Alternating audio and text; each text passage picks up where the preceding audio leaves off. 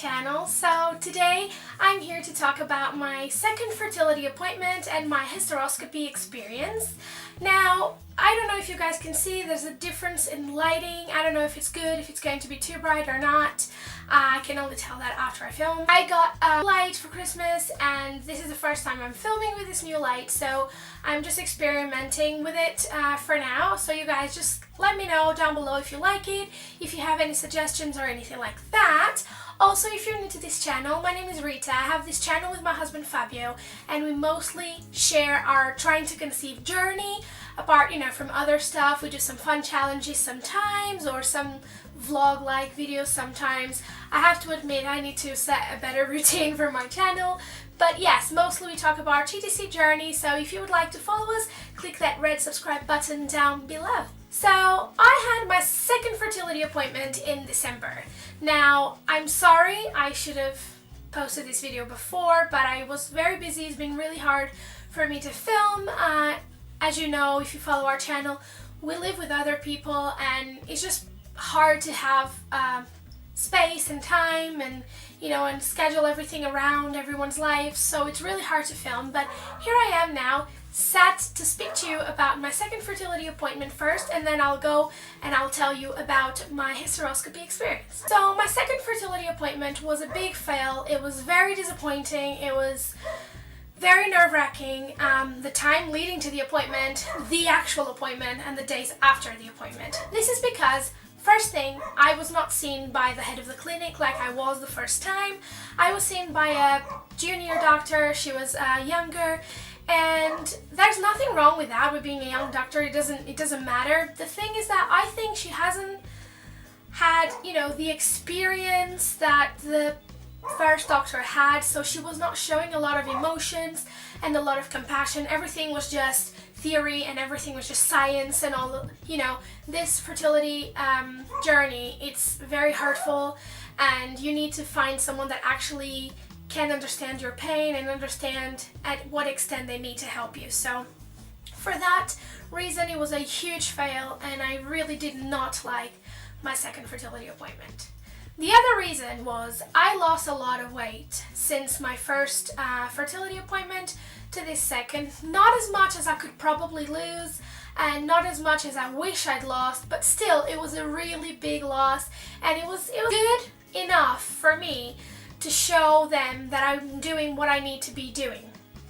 So I went there with a very positive mind. I said, you know what, I proved to them that I am losing the weight, that I'm doing the best I can, so they are going to do something else to help me. No, I was wrong. So basically I was kind of expecting the doctor to kind of see that I'm doing the best I can, and I am following whatever I need to follow, and I'm following their plan of a weight loss.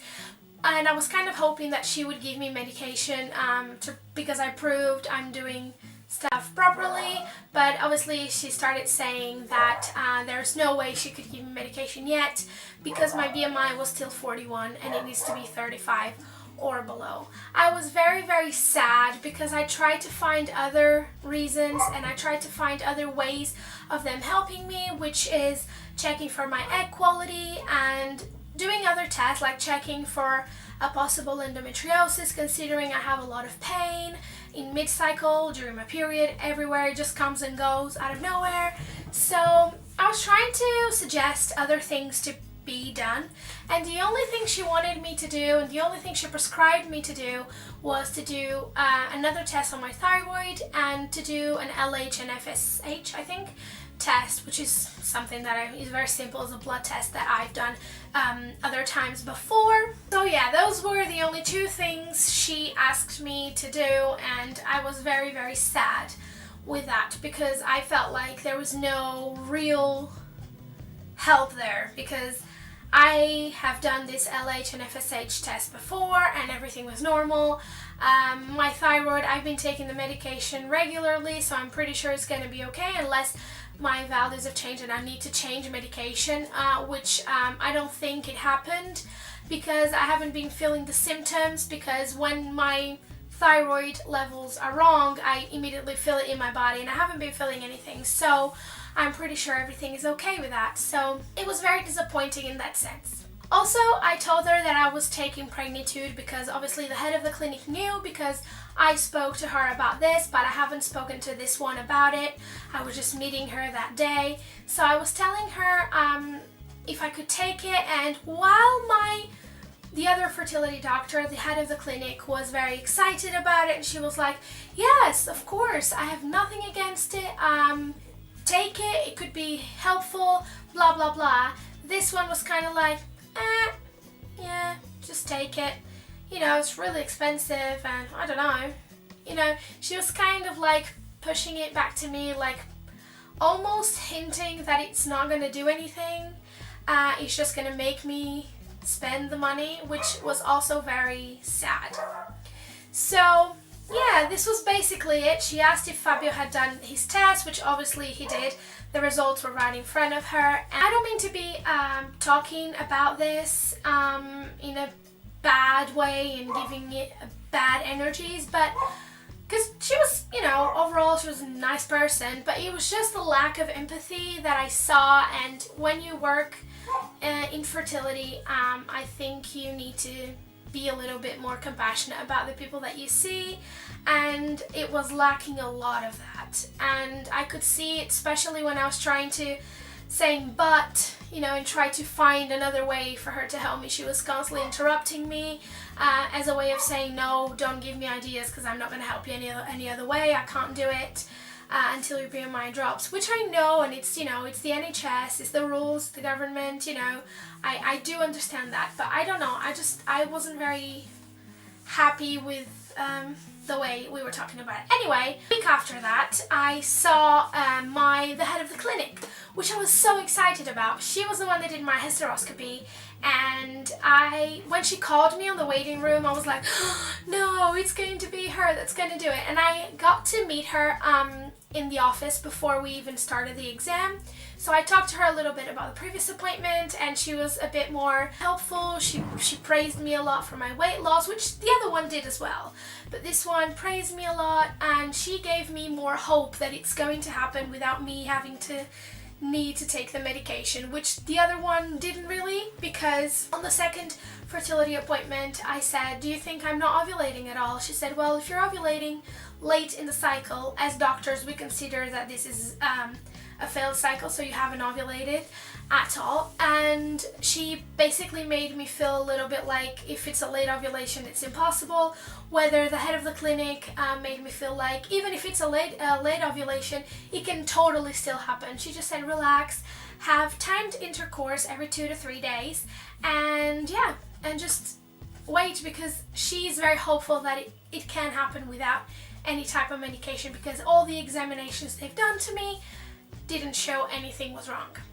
So the hysteroscopy day, as I told you, it was done by the head of the clinic, and I had to be scheduled for a hysteroscopy because when I did my HSG test in October, there was a possible polyp by the side of the entry of my right tube, I believe. They had to do the hysteroscopy to actually insert a camera to see exactly what it was, and if there was a polyp they were going to remove it then and then. And we did the test. Honestly, I was not expecting it to be bad or anything like that, because I researched about the HSG test and I was told it was very painful and it was horrible, and I did take paracetamol before I went in, but it was not painful at all. I did not feel a thing, so this time I was super relaxed.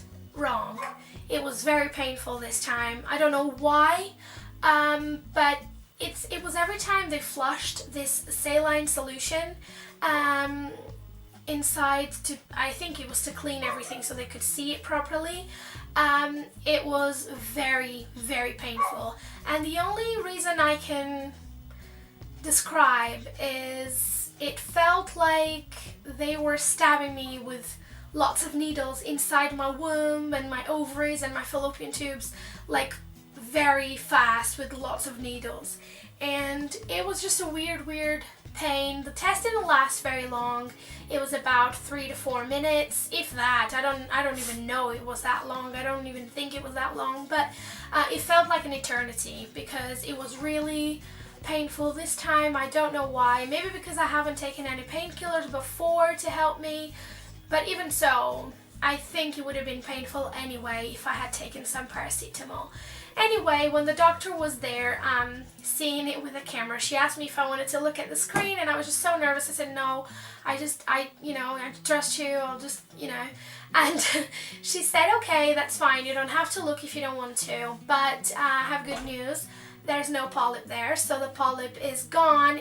If it was there, it could have been flushed on an heavy period, and it might have not been there in the first place, and they might have seen something else that wasn't actually a polyp, or maybe it was just a mistake of the reading of the HSG test. So I was very thankful, and I was very happy and very relieved for the fact that there was no polyp there, so they didn't have to do a biopsy, and yeah, I was very happy with that as well, and I was very happy to be able to speak with that doctor. So after the hysteroscopy test, I received a letter from the hospital, and I believe it was the head of the clinic that booked that appointment. So she booked an appointment now for the 22nd of June, I believe.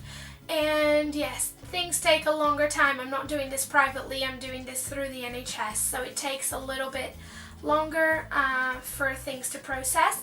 And yes, I have my third fertility appointment booked for the 22nd of June, and the reason why they booked it for June is because they are expecting me to get all the weight off that I need to get by the 22nd of June, and my BMI needs to be 35 or below by the 22nd of June, because this will be my ovulation induction appointment. So hopefully, if I can stick to the routine and if I have the strength to carry on this journey, I will get all the weight off by then.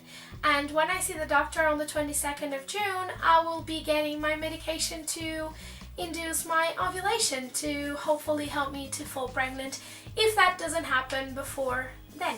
So yeah, these are all the updates I had for you guys. I hope you enjoyed this video. If you did, please give it a thumbs up. Leave a lovely comment down below sharing your stories. If you're going through infertility, or if you have any questions about our journey, please feel free to ask your questions down below. All the links for our Instagram and Twitter and Google Plus will be down in the description. And thank you so much for watching, and I'll see you next time. Bye!